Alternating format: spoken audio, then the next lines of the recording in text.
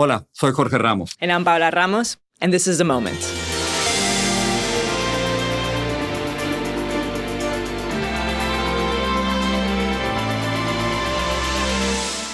Well, Paola, let's talk about representation, how we see ourselves and how others see us. Or don't see us. Or don't see us. So when you turn on the TV or social media or go to the movies, do you see yourself? You see a Latina there? I mean, I have to say, historically, no. I think the idea of seeing queer Latinas fully represented on newscasts, on cable news, in film, is almost honestly non-existent. But here's why I'm not surprised. Mm-hmm. You know I love stats. Okay. So let me give you some stats. Okay, give me. What the stats tell us is that despite Latinos accounting for almost 20% of the U.S. population, approximately only 4% of actors in lead or co-lead roles are Latinos. 4%. Isn't that crazy? Even though we're 20% of the population. Literally 4% of actors in co-leads or lead roles are Latinos. I mean, that's So it would crazy. have to be 1 out of 5, and it's not happening. It gets worse. Of the Latino characters that do make it on screen, we're often depicted as either immigrants, shocking, low income, violent criminals, and angry. So basically, when you see us in Hollywood, you're either a criminal, an immigrant, or you're poor. So let's talk about our next guest. So movies and history books have something in common. No, they both tell stories that shape the way we see ourselves in the world, but also the way that the world sees us. And that's why today's guest is so exciting. After the break, John Leguizamo, he's an Emmy Award-winning actor, comedian, producer, and writer, known for his activism and for being unapologetically Latino and proud. Ahora volvemos. We wanted to talk to you because somehow you've become the voice of the voiceless. And I don't know if you understand that. I mean, the way that carries, no? I mean, I understand that I feel a responsibility to give voice to people who are vulnerable and to people who don't have a voice. I feel a certain obligation of somebody who has privilege and has some power to use my platform to improve other people's lives, not just my own. Yeah, but because I think you've been fighting all your life for Latino representation. Yes. Now it seems to me more than ever, and that you're spending so much time and your reputation it's on that. And I don't know if you agree with this or not, but a few years ago, it seems that Hollywood was ready just to embrace Latinos, embrace diversity, and then I mean, Hollywood does a lot of things for optics. I'm not gonna, because I felt the same way. Oh my God, they finally understand that we're 20% of the population, that we overrepresent and over-index at the box office at 30%. We were 40% of the box office for Bad Boys 3, I think it was. Yeah. That was when? That was like 3 or 4 years ago. Yeah. We were 40% of the U.S. box office to make that a hit. That's what I mean. We were almost there. But they were still saying no all over the place. Mm-hmm. So it was a lot of hope and expectation that they would do the right thing. But I don't know. I kept getting a lot of rejections. I would pitch historic pieces about Latinos, and they go, no, we're not doing historic stuff. And then you see like 10 white movies with historic pieces. And they go, and then I had like, something from the 1800s. Go, we're not doing period stuff. Then 10, 15 movies or shows. So, and it was about the content. Was there ever a time when you think that Hollywood was truly embracing Latino actors and Latino voices? I mean, like, how does today's Hollywood and today's culture industry compare to the time that you came up in? I mean, we were almost invisible. So this is better than what was going on when I was. So from invisible to a little bit. To a little bit. I mean, it's way better than when I was a kid. I mean, when I was growing up, it was Desi Arnaz. Mm-hmm. That was it. I know. I wanted more, but there wasn't. I was waiting for the next one. But there wasn't. There was nothing. There was nothing. And then you had Speedy Gonzalez. Mm-hmm. I mean, there was so little. And then PBS was everything for me, because when I was a teenager, that's where I saw Latinos like that would look like me, that talked like me. And it was like, it was so exciting and thrilling for me. So when you were growing up, for your start, the challenges, what were there?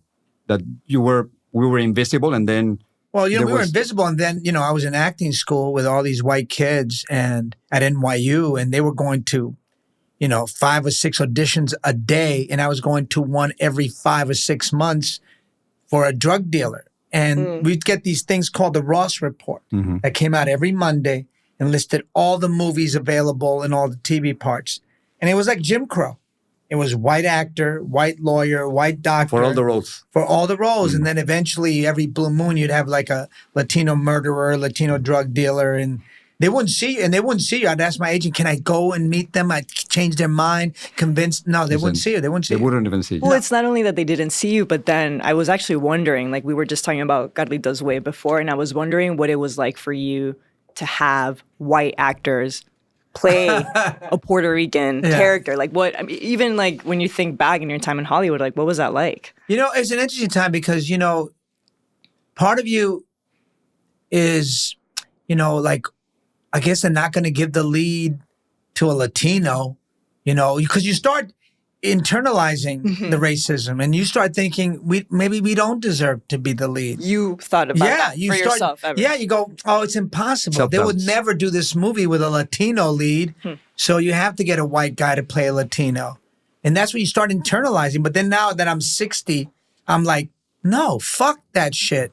That's bullshit. Why did I allow that to happen? Why did we all allow this? Because we didn't have data. We didn't know that we were 20% of the population, that we contribute $4 trillion to the GDP. I didn't have that information. But we had it. I mean, we knew. I mean, you knew? No, I didn't know. Maybe 20 years ago. No, it was not 20%, but maybe we were 10% of the population. We deserved better. Right. Didn't we? We always deserved better, but we were not getting it because we were always treated like we just got here, like we were just a tiny fraction of the population and that we just got here. And that's how I was the only Latino kid in my acting classes. I was the only Latino kid that I knew at NYU and in a city that's predominantly Latino. So that our opportunities are nil all over the place. At what point in your career did you go from self-doubt to, no, I deserve this? Like, when did it click for you? It was later in life, unfortunately. Because, I was always confident in my talent because I studied with the greatest acting teachers in the world, Lee Strasberg, Wynn Handman, Herbert Berghoff. I'm blanking on some people. But I studied with the best and the greatest. So I knew I had a talent. The thing was the opportunities and lack of opportunities. I didn't know how to negotiate that. I didn't know how to fight for things. And you were rejected all the time. Right. Like when I pitched movies all the time, they always said, no, it's great, but no. And I just thought maybe I didn't write well enough. Maybe I didn't pitch. I didn't know that they were never going to greenlight a Latino movie. I didn't understand that. So I doubted my writing. But I'm winning awards on Broadway. I'm winning awards off Broadway, OBs, out of critics, drama circles, Tony nominations all over the place. So I was like trying to reconstruct the world for myself to understand what was going on. Well, where were the roadblocks? Right. Who were the gatekeepers not allowing me to move forward? I had to dissect that so that I could understand it so it wouldn't happen to other people. But did you think of yourself as a Latino actor all the time? Yeah. I love that. From the beginning. Yes, I love that. People would try to tell me. You didn't hide it because you were not getting the roles that you wanted. So were you Well, they told me that my agents told me, like, change your name, stay out of the sun. Don't tell me you're Latino. And I was like, nah, I grew up, I got beat up for being Latino. I am so proud of who I am because of all the things I had to go through. And I love my culture. I was like, nah, I'm not changing myself for So you. from the beginning, you were you. Yeah.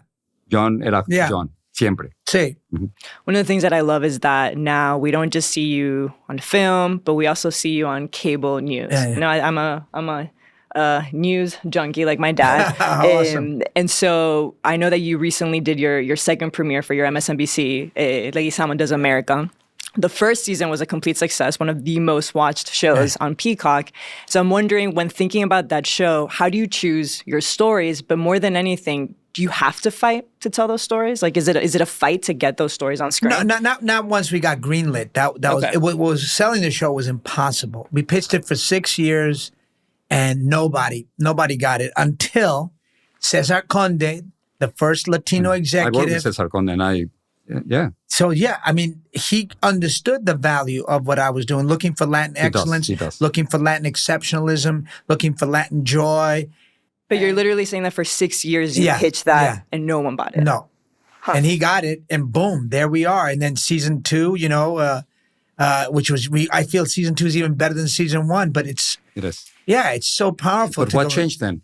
I mean, if it was so difficult, it took you 6 years, and then now it was easier. Well, once we did season 1, we understood what we were doing, and then you have to break it in. You have to try to understand what works, what doesn't work, get rid of what doesn't work, and boom. So the second season you're better. Third season you're even better because you understand even more about what are the dynamics and what works in the show. Yeah, probably what I want to understand is if you think that something is changing in the country, that somehow that kind of production. No, I'm just talking about the show. I'm not talking about how it's doing. I don't know yet what the numbers are for season 2. I don't know. I don't have them yet. All right. Let me jump to the other Americans. You're going to rehearsal right now, right? Yes, I am. We're in tech. In just a few minutes. Yes, I am. All right. So this is about a Colombian American, un dueño de lavandería, a laundromat owner in Queens, no, who's struggling with a failing business. You tell me if I'm. No, you're hitting all the points. I'm doing well. You're hitting all the points. With mental health issues. No, he doesn't have mental health issues. His son has mental health issues. All right. And then there's a rocky relationship between father and son. Yes. Right. Well, The Other Americans is about the American dream and what happens to the American dream while you're chasing it, while you're Latino. The difficulty of what's been promised to everyone and yet eludes us as Latinos.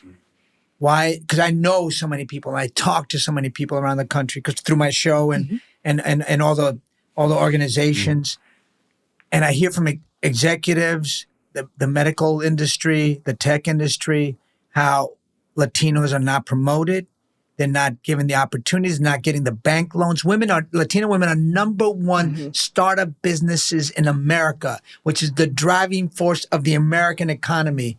They're also the least likely to get a venture capitalist to invest in them or bank loan to be given to them. So what are you trying to say, that the American dream is killing us? No, the American dream is not, they're not giving it to us.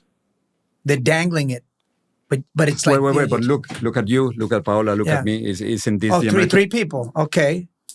But we're almost 70 million, 80 million if you count my undocumented brothers and sisters. Well, I was actually going to say, one of the thoughts that I've recently had is whether or not, this notion of the American dream is actually a myth, right? And I think to your point, sometimes it costs people, it literally costs people's lives. And I think I spend so much time now with families that are self-deporting, that are kind of letting go of that American dream. And so I think your play is probably kind of a North Star, of what we deserve, but also keep going. But I do think it's a fair question. Was it a myth? Is it a myth? El problema que tengo es que it happened to me, John. ¿Cómo así? O sea, yo soy un inmigrante de Mexico. I'm an immigrant from Mexico. And then if I had stayed in Mexico, who knows what would have happened to me as a journalist. And now I can talk to you. I'm here. So, well, I'm glad you're here. No, exactly. And so for me, the American dream, it worked. It worked. It worked for me. Right. And it worked for me. It was a very difficult, treacherous journey, but it worked for me too. But I know so many people it doesn't work for. And I see them and they're my friends and they have so much talent. Yeah. They're geniuses. And no one is using them for one single reason, because they're Latino, not because of their ability, because they can sing, they can dance, they can act, they're funny. And I'm like, my God, that talent, you're a star, a superstar. Yeah. No, they're not being cast. What will change that at this point? Given the state of the country, given where we're at? Well, we still have to keep fighting. Just because the administration wants to destroy DEI and affirmative action and all these programs doesn't mean we have to stop. The thing about Latinos is we faced this since the beginning of this country. Unfortunately, this is the fourth time that they've come after us to deport us. American citizens and Latinos. It happened when the Hidalgo, when they invaded Mexico and took it from them. 1848? Yes, in 1848. You know all the numbers. To what? You know all the numbers. Well, Well, I know you're some the shit. I know some prof- shit. You're the professor here. But then they asked a lot of Mexican people who were there in Texas, Arizona to fight with us against Mexico, and they did, and they promised them to keep their lands, to keep their political power, and of course they lied, and they deported them and got rid of them. They said you're a danger because we can't trust you now because you have loyalty. So they took their lands, and then they did it again. Well, we have 1951 Operation Wetback. Yes. They deported a million and a half, Yeah. and some of them were American citizens, and some of them, and then they did it And during some of them died in the process. Yes, Yeah. Repatriation Act. In 1929, they deported 2 million Latinos. Most of them are American citizens, and took their land, their home, their wealth. Yeah, I mean, So what you're saying, this is the fourth time now Yes. with the rates and what yes, Trump is trying to do. because they're grabbing American citizens, and they don't care. And it's people who are the driving force of the economy, the essential laborers who are feeding us, who are doing construction, who are painting, plumbers, carpenters, who are doing everything to keep this country running. I mean, it's no secret that you are extremely outspoken against Trump. I mean, you just have to go on your social media literally every day. I'm like, what does John have to say today? Yeah. I'm curious, does being this politically outspoken, does that impact your career at all? I think the problem was when I first became political that I saw my following drop by a half. What do you mean by first? When was that? 2016. Yeah. I got very political. I wasn't as political. I mean, I was always a little political, but not outspoken and not sticking my neck and not an activist. But when I did that, I lost half my fun. Then I got tons of hate and tons of attacks and trolls. And I didn't have that before, because if you stay quiet and silent, you can go underneath the radar and nobody notices. So 2016 with Trump, when he got elected. Well, when he started attacking Latinos, and I was like, what is going on here? How does that get you anywhere? And then I was hoping that he wouldn't have success, but he did. Has it made it harder to get new projects off the ground? I think Hollywood's in a tough predicament right now anyway. Yeah. I think there are more Latino roles than they have been. I mean, you have Diego Luna in Star Wars. You have Pedro Pascal and tons of movies. I mean, that's incredible. And Jenny Ortega. I mean, it's not parity. Sure. It's not equal to our population and our contribution to the economy, but it's better than what it has to be. It must be like at maybe 6 or 7%. That's something. Now, is it something given to us, or somehow the process is changing? Because I'm seeing you, I'm seeing Eva Longoria, Eugenio Derbez, and many others who are saying, if they're not giving us the roles that we want, we're going to create them. And then but who's going to greenlight Americans. it? But you can say that, but who's going to greenlight it? The problem with movies is they're so expensive. Yeah, I want to take that role. Yeah, I'm going to create that role. But go try getting it produced. I mean, good luck. I mean, if you have to ask a white gatekeeper who's an executive to beg them to do your movie, and maybe they will and maybe they won't. They'll easily put you in a lead in a product that they developed, but a whole Latino story, hardly ever. So you don't think it is changing? Not as much. Look, I mean, white people are overrepresented, which is crazy. I mean, they always have. I didn't realize that because they're only 48.9% of the population, 49.8% of the population. But they have like almost 100% executives, 90% of the stories. I mean, it's crazy, and then people of color are, 41% of the population, but we don't have that much many executives, and Latinos were 20%. I want 20% executives. I want 20% of stories. Why not? Not yet. It isn't happening yet. No, it should happen. I agree with you. It should happen. It should but be. It's not happen soon. No. And not now. I mean, but why not? That's the thing. I want it to happen now. I'm impatient. I can tell. Yeah, I mean, you're frustrated. I don't need because to be of waiting. the moment that we're living politically. I mean, the country is changing dramatically. So you think in this moment in which thousands are being arrested and deported, disappeared, when there's so many attacks on journalists, on professors, on judges, that it is going to happen now? Because maybe this is a moment of resistance. I don't see a moment of improvement. But I think in these moments, it is when resistance gets stronger. We organize better. I mean, I think these attacks and this administration is forcing us, is a galvanization. It's forcing us to unite, to organize better, and to step up and speak out. And I think that's when change happens. You think this is the moment? Then? Yeah, I think him forcing us and firing and taking the names off boats of important Latino history heroes in history and all that erasure on women and black folk. The museums, the Smithsonian, erasing our history, completely taking it out. Mm-hmm. It's crazy. I mean, it's appalling. But I think it's a moment for us to use it to organize better. I mean, I'm talking to a lot of Latino activists, Latino organizers, and we're all talking about the same thing and figuring out better ways to organize. Like what happened in LA, you think? The protest against the anti-immigrant policies? Is that what you're expecting? More than that. Marchas por todo el país? You need marches, but you also need people on the phone talking, Zooming, figuring out what do we do? How do we speak to these corporations? How do we speak to the technocrats? How do we talk to all these people in power who are gatekeepers? How do we force their hand into changing things? I think mobilizing also requires, I think, the community feeling a lot of solidarity amongst them. You know? So Latinos have to feel like they're part of one. Yeah. And I think we are in a moment where some people see some cracks. Yeah. And some people see us very siloed. And I'm curious just about the way that you see the idea of Latinidad right now, how you're thinking about that identity, particularly as you're talking to people on the ground and you're telling these stories. Like, do you see us as united as you always have? I mean, I've always felt like we were one because I grew up in America, you know what I mean? So I grew up with Latinos from every country. You know, I grew up with Ecuadorians, Colombians, Mexicans, Salvadorians, Hondurans, Dominicans, Puerto Ricans, Cubans. I grew up with everybody. Right. So and America, todo el continente. Yeah, was in Jackson Heights, was in Corona, and I grew up with them, and they were my brothers and sisters. So I never felt like we were different. I felt like we were more the same. And I feel like when I'm organizing with people, I'm organizing with people from all different,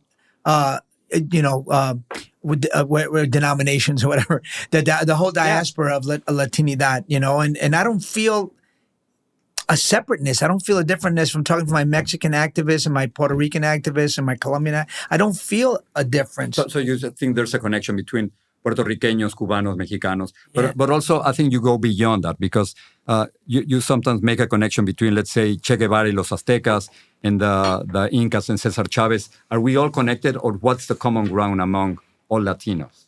Well, I think the most common thing, obviously, is language. But secondly, it's also our indigeneity.